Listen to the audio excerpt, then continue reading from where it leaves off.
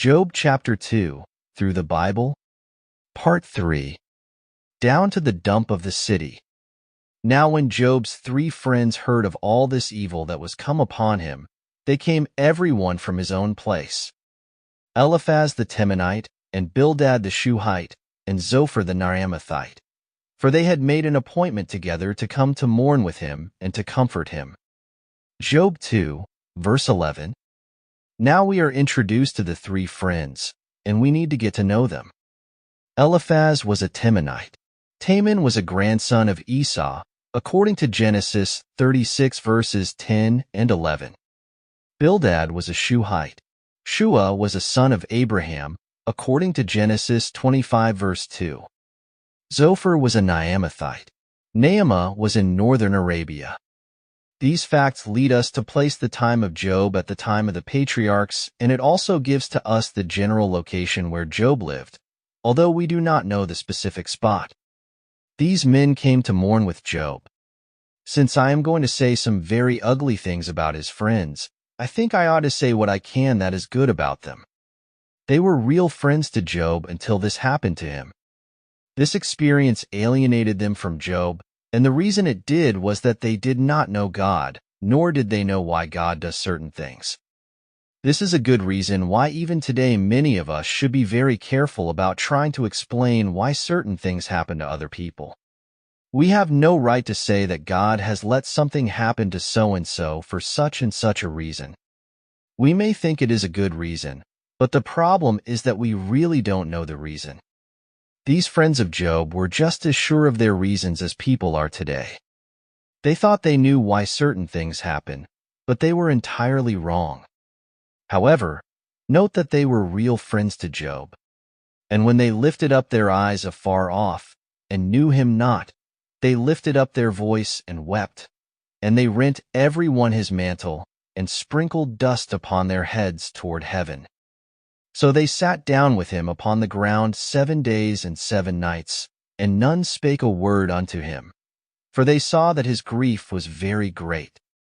Job 2, verses 12 and 13. They had heard that their friend Job was in trouble, but they didn't dream it was as severe as it really was. The last time they had seen Job, he was in a beautiful home with his fine sons and daughters around him. They had seen the wealth of Job spread there upon the landscape. Now they had come to visit him. They probably at least expected to find him in his luxurious home, but here they find him out at the dump heap of the town where they emptied the garbage. And he is scraping himself with an old broken piece of pottery. He doesn't have anything at all. Everything is gone. Poor Job. These friends mourned and wept and howled. For 7 days they just sat there and didn't say a word. They sat with Job for 7 days and 7 nights. I would say they were friends. As far as they knew how, they tried to comfort him by just sitting there with him for 7 days. Although they mourned for him during this full time, they were in no position to comfort him for 3 reasons. 1. They did not understand God. 2. They did not understand Job. And 3. They did not understand themselves. As they sit for 7 days of mourning, Job is under their critical gaze, and they shake their heads in a knowing manner. They are all brilliant men.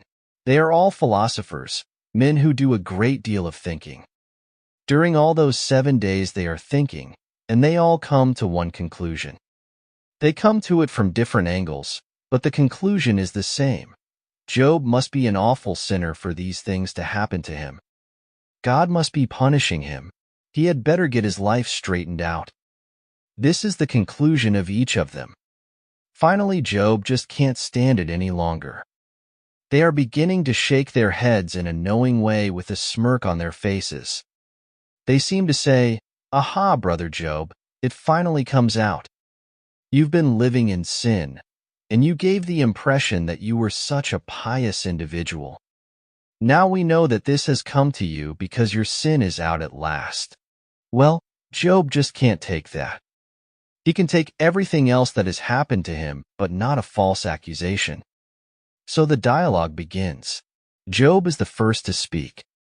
Listen to the heartbreak of this man in the chapter that follows.